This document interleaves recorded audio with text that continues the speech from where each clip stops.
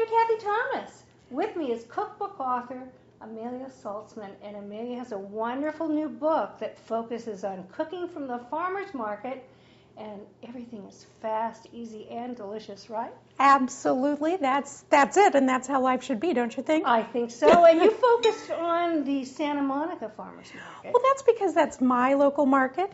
But you know, the bigger message is get to your farmer's market wherever you live.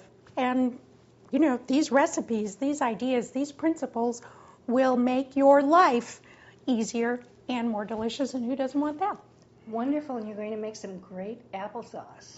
Well, I am, because this is a perfect recipe to show how simple it can be when you start with really great tasting ingredients, which is what you get when you shop seasonally and locally. When something is brought right to the market within 24 hours of harvest, it tastes great. And you know what? When it tastes great, you don't have to do anything. Wonderful. So how do we start? Well, first of all, you have to get a pan ready. You need a knife. Right. You need the apples, and you need a piece of foil. That's it. Couldn't be any easier, right? Wonderful. So today we're using two kinds. We've got the Pink Lady, and we've got some Jonna Gold apples here.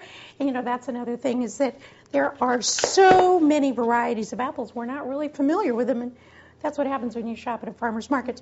All you have to do is cut them in half, and we're going to use a small knife to core the apple. You're just kind of cutting around the seeds to start. That's exactly right. Right? Yes, we just... And then getting the blossom end and the stem end out. Right. And then you're just about there. It is, and you know, this is what I love. With this recipe, you don't need to peel apples.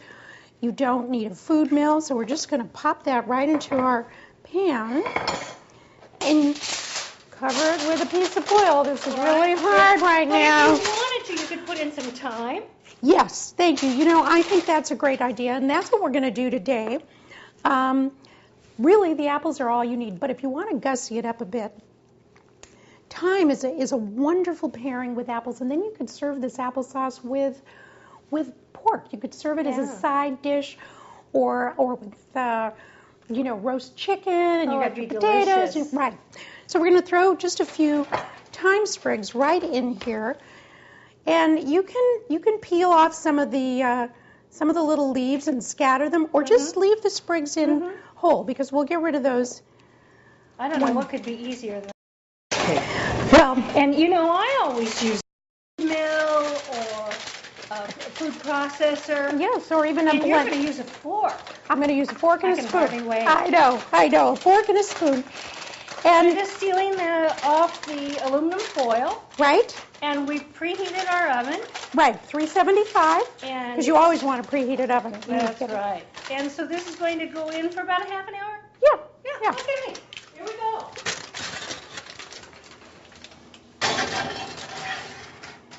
And that's it. Okay. I know. So we've got, that didn't take long at all, and they're just beautifully cooked. Now, if the apples were a little watery. Well, you know, then just check as you're getting close to the end of that half an hour time. Lift off the foil. If there seems to be too much liquid, which is going to be delicious anyway, remove the foil.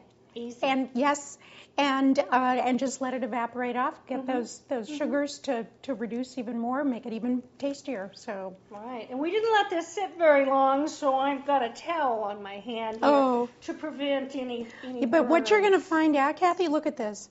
They just lift right off of here. Oh, well, so that's really much easier than my technique. Right. And so really what we want is to just get all of the apple off of the skin. But this is what I'm saying. That's why you don't even have to peel it. And what would be bad anyway? If a little bit of skin stayed in that applesauce, it would just give you a little texture. So now you're going to use a fork? Well, if I even need that, right? So here we go.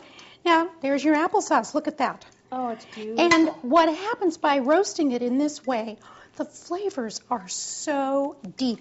Now, truthfully, at home, I wouldn't do another thing to it but this. Now, if you find that your apples are not moist, you might want to add a tiny bit of water to get it to the consistency that you like. Just something like that. Or, you know, you could add, if you wanted to doctor it even more, you could add a little lemon juice, or you could add a little wine, like a dessert wine, or Calvados. You could be really, really sophisticated. But you know what? This is so intensely flavored all on its own. Look at that. You've got these little caramelized bits. We use the thyme, so we have a few little thyme leaves. It smells so good. And then here, so we'll just scoop it out, Scoop it out. That's it. It's gorgeous. And I can hardly wait.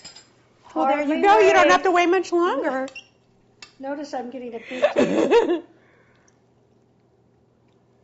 It's so delicious, and I really like that thyme, that subtle thyme in there. It's really, really delicious. You know, it adds a level of sophistication with no effort. That's what I love, is that it's so simple to get really interesting flavors without a lot of work. Who would think? It's fabulous. Amelia, thank you so much. My pleasure, Cathy.